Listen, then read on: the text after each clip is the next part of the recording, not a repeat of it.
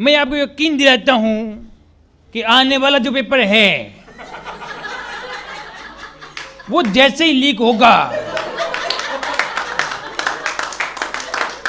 हम 1 घंटे में गिरफ्तारी कर देंगे। आखिर जिसका डर था वही हुआ। वीडियो में आप जिसकी आवाज़ सुन रहे हो राजस्थान के श्री गंगानगर के कॉमेडियन श्याम रंगीला है, जिन्होंने जिस प्रकार पीडिएशन किया था वैसा ही दुष्परिणाम आया नज़र। राजस्थान में 9वीं बार फिर पेपर लीक की घटना हुई है और इससे लेकर क्या कह रहे हैं गुलाब चंद कटारिया। बोर्ड का आरपीएससी ने जो पेपर कराया है सेकंड पेपर, वो उदयपुर में आज फिर आउट हो गया। यद्यपि आरपीएससी ने परीक्षा निरस्त कर दी, लेकिन ये इस समस्या का हल नहीं है। उदयपुर में पूरी एक गाड़ी में 40-50 लोग पेपर को आउट कराने के लिए शहर में घूमते हुए बस में उसके सारे प्रिंटिंग साधन, पेपर आउट कराना, उसको वापस हल करके उसका उत्तर देना, ये सारी चीज़ें जो है ना यहाँ की पुलिस ने पकड़ी है। अब ये घटनाएं सरकार के लिए भी कलंक है और हम सब जो शिक्षा के जुड़े हुए लोग हैं उनको इसका अफसोस है। इतनी बार पेपर आउट हो जाने के बाद बच्चा जब तैयारी करके परीक्षा के लिए जाता है और वहाँ जाने के बाद ये होता है कि इस पे पेपर आउट हो गए तो निरस्त किया जाता है। इस पीड़ा को सरकार न समझ रही है, न परीक्षा करने वाले समझ रहे हैं। आखिर ऐसा कौन सा कारण है जिसके कारण से ये पेपर इन गैंगों के हाथ में चला जाता है और ये गैंगें इसको पेपर को बेच करके पैसा कमाने का धंधा करती है। इसका मतलब रैकेट बहुत बड़ा है। पहले भी 8 पेपर आउट हो चुके हैं और आज 9वां हुआ है। उन बच्चों की पीड़ा को समझिए और समझ करके सरकार इस पर सख्त कार्रवाई करे। चीन में कोरोना कहर बरपा रहा है। अस्पतालों में बेड नहीं है, दवाइयां खत्म हो गई हैं, मौतें इतनी हो रही हैं कि लाशों को रखने की जगह भी नहीं बची। ऐसे में पूरी दुनिया डर के माहौल में है।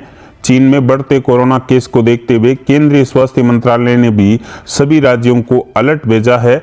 कोविड-19 की पुरानी गाइडलाइन के अनुसार प्रोटोकॉल फॉलो करने के दिए गए हैं निर्देश तथा दूसरे देशों से भारत आने वालों पर भी नजर रखने, उनकी टेस्टिंग करने के साथ वैक्सीनेशन को बढ़ाने के निर्देश जारी किए हैं। राजस्थान में भी इसे लेकर की जा रही है तैयारियां, जिसके तहत राजस्थान में भी कोरोना को लेकर गाइडलाइन की गई है जारी। रेलवे स्टेशन, बस स्टैंड पर होगी रैंडम सैंपलिंग। गुरुवार देर शाम हेल्थ डिपार्टमेंट ने कोरोना को लेकर गाइडलाइन की है जारी। डिपार्टमेंट ने भीड़ भाड़ वाले एरिया में रैंडम सैंपलिंग के दिए हैं आदेश। साथ ही रेलवे स्टेशन, बस स्टैंड, सब्जी मंडी समेत अन्य जगहों पर रैंडम सैंपलिंग की जाएगी। वहीं पीएचसी और सीएचसी के साथ अन्य अस्पतालों में आने वाले संदिग्ध मरीजों के लिए भी लिए जाएंगे सैंपल। गाइडलाइन में सभी जिला के मुख्य चिकित्सा एवं स्वास्थ्य अधिकारियों को निर्देश दिए गए हैं कि इसके लिए हर संदिग्ध मरीज के सैंपल लेकर उसकी जांच करवाई जाए और पॉजिटिव मिलने पर उसे जीनोम सीक्वेंस के लिए भिजवाया जाए। अब आपको बताते हैं राजस्थान में गाइडलाइन के क्या हैं मुख्य प्रावधान। गाइडलाइन के तहत हर जिले में घर घर सर्वे टीम जाएगी और संदिग्ध मरीजों की पहचान करेगी। हॉस्पिटल में ओपीडी में आने वाले संदिग्ध मरीजों के सैंपल लेकर उनकी जांच करवाई जाएगी और पॉजिटिव मिलने वाले सभी मरीजों के सैंपल कलेक्ट करवाए जाएंगे। प्रदेश के सभी जिलों और उपखंड मुख्यालयों पर पूर्व में बनाए गए कंट्रोल रूम फिर से एक्टिव करते हुए लोगों को इससे कनेक्ट करने के लिए जागरूक किया जाएगा। सभी छोटे बड़े अस्पतालों में दवाइयां और जांच के किट की पूरी व्यवस्था सुनिश्चित की जाएगी।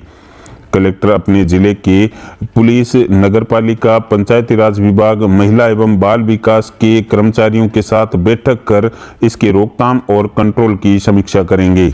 गाइडलाइन में फिलहाल इवेंट और कार्यक्रम पर नहीं लगी है रोक। सीएमएचओ को तैयारियों के दिए गए हैं निर्देश। आम जनता के लिए पाबंदियों को लेकर अभी कुछ जारी नहीं किया गया है। मास्क लगाने की अनिवार्यता, सार्वजनिक स्थान पर संख्या की बाध्यता समेत दूसरे प्रतिबंध को लेकर गृह विभाग की ओर से अलग गाइडलाइन जारी हो सकती है। इसके अलावा 25 दिसंबर क्रिसमस डे और 31 दिसंबर न्यू ईयर पार्टी को लेकर भी कोई अभी फिलहाल अलग गाइडलाइन जारी नहीं हुई है। अगर बात करें कोरोना से लड़ने के लिए राजस्थान की तैयारी की, तो फिलहाल स्थिति ये है कि एयरपोर्ट पर कोविड-19 की नहीं हो रही है कोई जांच। राजस्थान में अभी Bangkok, Dubai, Abu Dhabi, Muscat एवं अन्य देशों से फ्लाइटें आ रही है, लेकिन एयरपोर्ट पर आने वाले यात्रियों की कोई कोविड जांच नहीं की जा रही है। इसके साथ ही बात करें टीकाकरण की, तो फिलहाल टीकाकरण या वैक्सीनेशन के लिए जहां पीक पर कोरोना था तब लंबी लंबी कतारें जरूर लगी थी, लेकिन अब लोगों में टीका लगाने को लेकर नहीं है कोई जागरूकता। स्वास्थ्य निदेशालय के प्रोजेक्ट डायरेक्टर के अनुसार वैक्सीनेशन की साइट जहां 5000 थी वो अब घटकर केवल 1200-1300 पर आ गई है। वहीं राजस्थान में हेल्थ डिपार्टमेंट नहीं कर रहा है फिलहाल रैंडम सैंपलिंग। राजस्थान में हर रोज औसतन 4700 से 4000 टेस्टिंग हो रही है और ये टेस्टिंग उन लोगों की हो रही है जिनको डॉक्टर ने जांच के लिए लिखा है। आपको बता दें कि राजस्थान में अभी 52 एक्टिव मरीज हैं और पिछले 24 घंटों की रिपोर्ट देखें तो 5114 सैंपल की जांच की गई है, जिसमें 5 सैंपल पॉजिटिव मिले हैं। जिलेवार स्थिति देखें तो सबसे ज़्यादा 45 एक्टिव मरीज जयपुर में हैं, बाकी सिरोही, उदयपुर में 2-2 और भीलवाड़ा और दौसा तथा पाली में 1-1 एक्टिव मरीज हैं। मेडिकल हेल्थ डिपार्टमेंट के प्रोजेक्ट डायरेक्टर के अनुसार 12 साल या इससे अधिक एज ग्रुप के करीब 5 करोड़ 80 लाख लोगों का हो चुका है वैक्सीनेशन और ये संख्या कुल टारगेट का 84% है। आज कोविड की तैयारियों को लेकर हेल्थ सेक्रेटरी डॉक्टर पृथ्वी को कोविड-19 के लिए रिव्यू मीटिंग करने के मिले हैं आदेश। इसकी तैयारियों को जानने मुख्य बैठक के लिए कहा गया है, जिसमें राजस्थान में ऑक्सीजन, वेंटिलेटर, दवाइयों के स्टॉक संबंधी जानकारी ली जाएगी। वहीं केंद्र सरकार ने इंटरनेशनल ट्रेवलर्स के लिए जारी की है गाइडलाइन। 2% पैसेंजर्स की होगी रैंडम सैंपलिंग। भारत में कोरोना को लेकर गुरुवार को प्रधानमंत्री नरेंद्र मोदी ने स्वास्थ्य और गृह मंत्रालय के साथ करीब 2 घंटे मीटिंग की।